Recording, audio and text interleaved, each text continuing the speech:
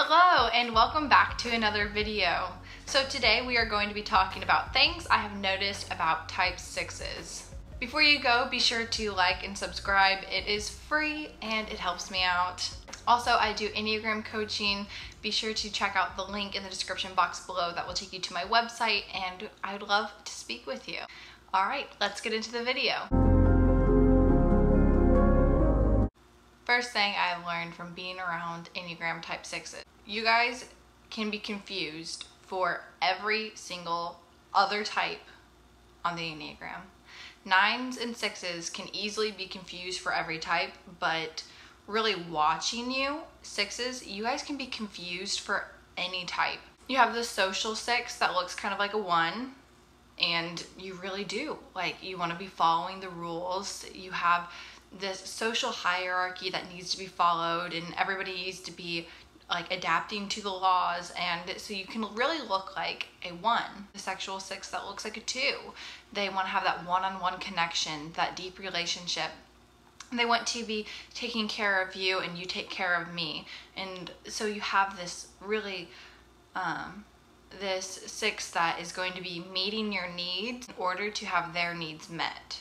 So I've noticed that from 6s, it can look like 2s. Another thing is when 6s are unhealthy, they go to 3. It looks like we're all sitting around talking about how we had so much fun back in high school, and the unhealthy 6 moving to 3 is like, well, that's no big deal.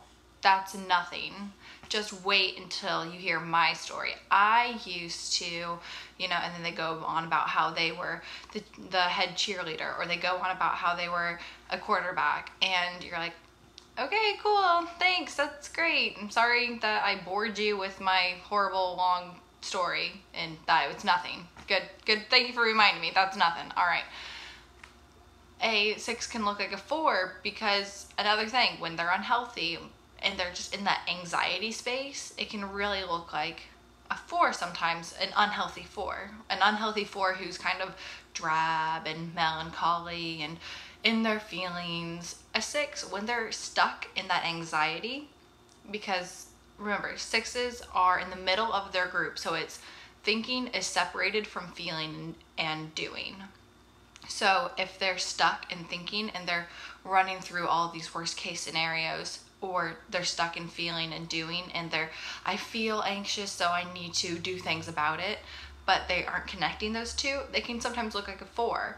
I know when I was first learning about the Enneagram, I confused one of my friends who was a 6 as a 4, and she always needs me to show her sympathy and show her empathy, and she always needs me to be there to like comfort her, and no, that's unhealthy 6 behavior, needs a lot of support. And so I was confusing this kind of worry and this reach for help, you could say, for kind of a 4 being true to themselves and experiencing their emotion.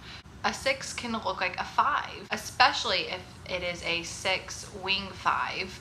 You can be very intellectual and intellectually driven and only care about the information, only care about the facts, and very much look like a 5.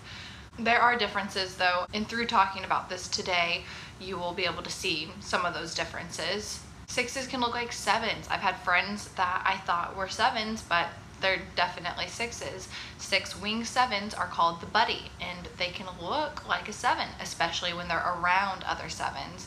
They go along with it and they help amp up the energy, and they're there for a good time. They're fun loving. 6s, you guys love to have fun.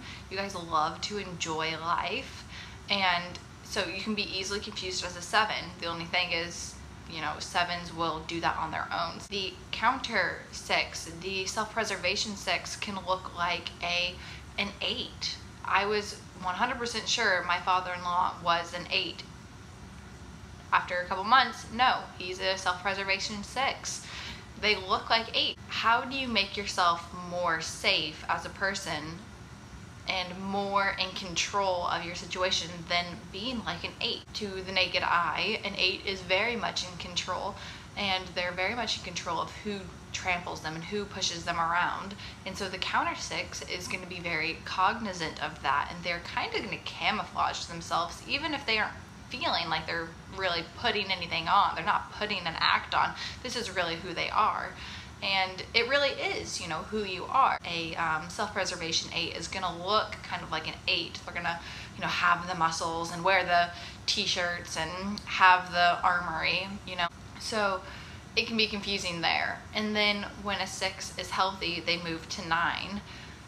So once you get everything kind of taken care of and you move to health and you just, you know, can relax in life, you can really be confused for a 9 because, you know, all is well, everything's okay, we don't need to worry about it. And when you take those things away from a 6, you aren't left with a very stereotypical 6 anymore. A very stereotypical 6 is very anxious, and then when you move to 9, you don't have that anxiety, what does that look like? Well, it's a 6 who looks like a 9. So the first thing I've noticed from being around type 6s is you guys are everywhere, and sometimes the rest of us don't even have a clue because you look like so many other types.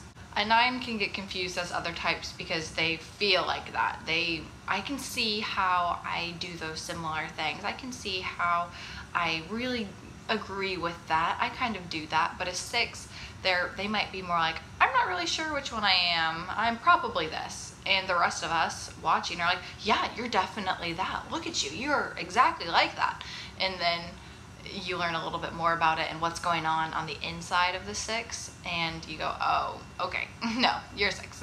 The reason you want to follow the rules and look like a 1 is because you don't want to be the nail that gets the hammer. So the reasoning behind why you're doing what you're doing is really how you can figure out what your type is. If you're a 6 and I'm not really sure which one I am, the reason why you're doing it is going to be the key to figuring out what type you are. Second thing I've learned from being around type 6s, you guys make great friends. You do. You're consistent. You're there. You're called the loyal skeptic. Loyal is in the name. Okay? You're good friends. You're good to have around.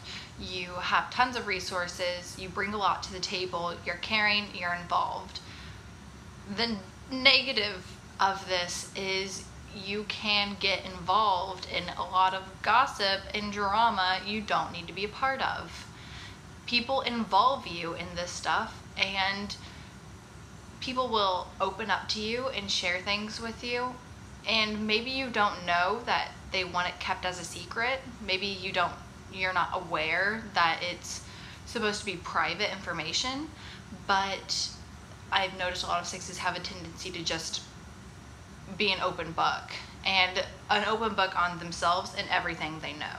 And I don't think that you're trying to be mean or malicious or hateful, but I think with a lot of more immature 6s especially, you know so much about person A and you know a ton about person B. And when person A asks, oh, so I've never met person B, what are they like? You're gonna, well, they're good, they're a nice friend, we have so much fun together, she's like literally my best friend, we love going to the movies together, but oh my goodness, do you know about her and her boyfriend? Did you hear what he said to her? And you can easily get talking about those things. And I think especially for like the social and the sexual 6s, especially if you're a 6-wing 7, it's easier to just open up about those things that maybe aren't yours to share, but I wouldn't put it past all of the 6s I know to be spreading it. So you have this network, you have all of these people that you talk to, and especially if you don't think, oh, this is information I shouldn't be sharing, you're just gonna share it. And so it might be helpful for you to ask the people in your life when they tell you something, is this something that we should keep between us? That way you don't have to worry about it. If you do tell someone, then you'll know, oh, it wasn't a secret. It might not be public information. Not everyone wants you to share their Weight Watchers journey. And hey, everybody, please pray for my friend. She's trying to lose weight because she literally just looks horrible in that swimming suit she wants to get at Target. Can you please just pray for her? Thank you so much. It means a lot. Your friend really might not appreciate that. So That kind of stuff I think is more for the 6-7s than the 6s, but the kind of oversharing other people's information. And you might not be adding to the drama, but spreading it is something that I've seen a lot of 6s do, because they just want to talk about it. They just want to talk about what's going on. You know, why can't we just be honest here? Let's just talk about the facts. What's happening? This kind of turns into my next point, point 3. It turns into picking sides. Okay, 6s, you guys like to know your place. You like to know where you belong, your purpose. Everyone likes to have a purpose in life, but 6s, you really like to have, you know, where you belong in my group of people. Depending on where you're at in life, what stage you're at in life, you might be like, you know, I don't have anyone in my life. I can't trust them. I don't think I can trust them. I can't rely on people. I'm the most reliable person I know. I can't rely on them, so I don't have people in my life. That could be the place you're at, but I would say for most of the 6s I know, they have a small group of friends and a large group of acquaintances, but they have their group of people. And I think this kind of oversharing of other people's information can kind of turn into then offering an opinion on it. And it can be not even malicious. It's just, I thought it was ridiculous. I hope they're okay. I hope their relationship is fine. You know, you could be really concerned about them, but you're still sharing that information. Then friend A says, oh my goodness, that's crazy. Oh my goodness, that's wild. And you say, as a 6, you go, yeah, I really think she shouldn't have said that. And you go, okay, that is an opinion. Now you have offered in your own thoughts. You've added your own thoughts to this subject. Because I think a lot of times 6s will pick sides, especially 6-5s. 6-5s, you're called the defender, and and you'll pick sides. And it's like, she said this, he said that. I think she's right and he's wrong. And then when all 3 of you are together and somebody says, well, what do you think? You go, oh, me? I don't have thoughts. Never heard of this. What are you talking about? Or you become like super defensive of, well, I never said that. I never said she did that. I meant this instead. So 6s, this can backfire on you. If you are going to offer information or offer an input on it, be sure that's either exactly what you believe and you're going to die on that hill, or keep the opinion to yourself, because it can really hurt your relationships in the future. Number 4, this is another kind of relationship style I've noticed with 6s. So if you are a 6 or you're friends with a 6, something I've noticed is 6s might have, say they have their 2 best friends in the world. One friend says something negative about the second friend. The 6 will kind of have a different perspective on that person for a very long time. And depending on how close you are with both people, I've noticed this with a 6 I've known for a long time who really liked this one person, and then they said something kind of rude-ish, something kind of rude about her dad. And she, instead of being like, why did you say that about my dad, or addressing the problem, she goes, this person's dead to me. I'm done. You're going to be talking bad about my dad. I'm done with you. And, you know, I was, okay, all right. I guess you're done with them. You're just, all right, this is just the way it works. And so I've noticed with a lot of 6s, I've seen this kind of radical shift in a few different 6s in their relationships with people when there's a couple bumps in the road. If it's not really someone they've clung to, it's not someone they really have in their smallest inner circle, then it's easier for them to just like, you're going to insult someone in my inner circle, you're not going to do it again. So I think that is a very admirable trait I think the rest of us could use a little bit more of that mindset of like, don't attack the people I care about, you know, don't do that. But also as a 6, you know, you can always ask people, hey, what did you mean by that? And you might be able to solve a few problems in a relationship before you just, you know, completely push them aside. Number 5, this is really honestly one of the most sweet characteristics of 6s that I really, really appreciate from every 6. And one of the biggest ways you can tell the difference between a 6 and a 5 and a 6 and an 8. So if you're wondering, am I an 8? Am I 5? Am I 6? 8s and 5s don't really do this as much as 6s do, okay? 6s, you ask for everyone's input. You want to know everyone's opinion. And I think it's different than 9s. 9s, you like to know people's perspective and you want to know kind of what's going on in everyone's mind. But 6s, you will actually ask, okay, what do you think about that? And I think that's really good. That kind of sets you apart from a lot of other people, because a lot of other people just assume they know, or other people kind of just, you know, they kind of put words in other people's mouths, or they don't really care what other people think. But 6s, you guys are so sweet with this, and I think sometimes it can burden you because now you're thinking about what everyone else is thinking about and trying to, you know, take in everyone's input.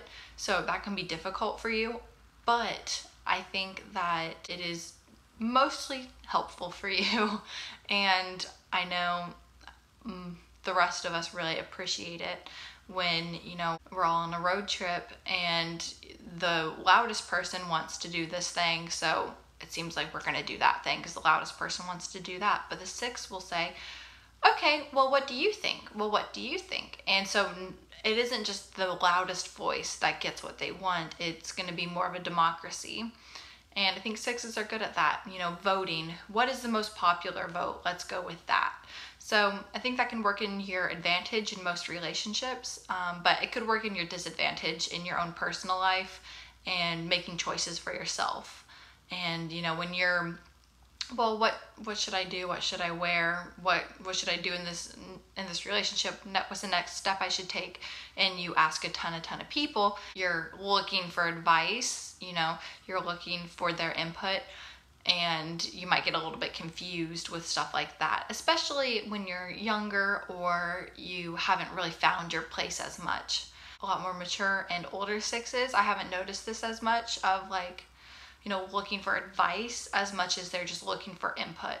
So I think looking for input is something you're very good at and can really set you apart from other types.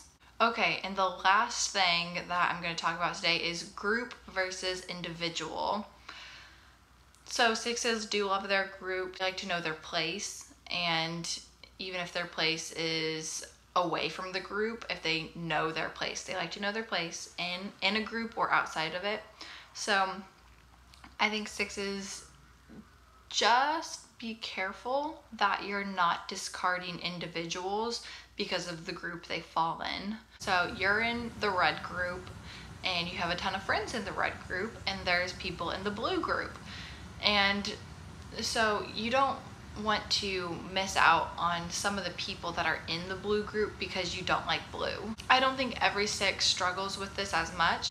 I think 8s kind of see like me, my people, us, and then faceless robots. Just, you know, just droids out there, stormtroopers walking around. They don't really see a bunch of other groups. They just see like us and them. Whereas 6s are like, here's us, and then there's those people and those people and those people and those people and those people. So 6s, you see a ton of different groups of people, and I don't want you to miss out on the individuals because of the group that they're in, or the group that you think that they're in, or the group that you put them in. So, you know, if you have your sports team that you really like, don't miss out on being friends with other people that like other sports teams just because they like other sports teams. And I mean, that sounds kind of ridiculous to me, but being from Kentucky, knowing UK versus U of L, that's kind of a common thing. Just because you like these certain things and this is the way you choose to live your life doesn't mean that you can't associate or that you're unsafe with people who live their life in different ways. So don't throw the baby out with the bathwater. Don't discard every individual in every group. I'm sure you can think about people in your life that fall into different groups that you're good friends with.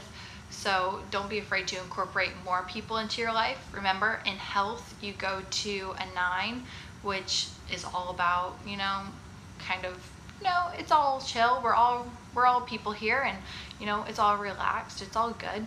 So they like to see the perspective.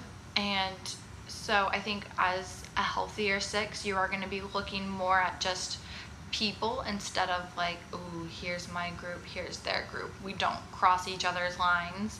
Here's my territory and theirs. So be careful with that. I think 6/5s struggle with that a little bit more than the 6/7s do. So yeah, we're all people on our way either getting better or worse or just being stagnant. So if you're here today, that hopefully that means that you're trying to become better and trying to work on yourself and trying to become a healthier, more well-adjusted, functioning person. Let's try to encourage the other people in our life and the other people we bump into throughout life to do the same thing. And that is all I have for today's video. I love you guys. I love you 6s. You guys are the structure that the rest of us are built around, and we couldn't do it without you. I will see you guys in another video soon. Make sure you subscribe, like, and leave a comment. What have you noticed about type 6s? Bye.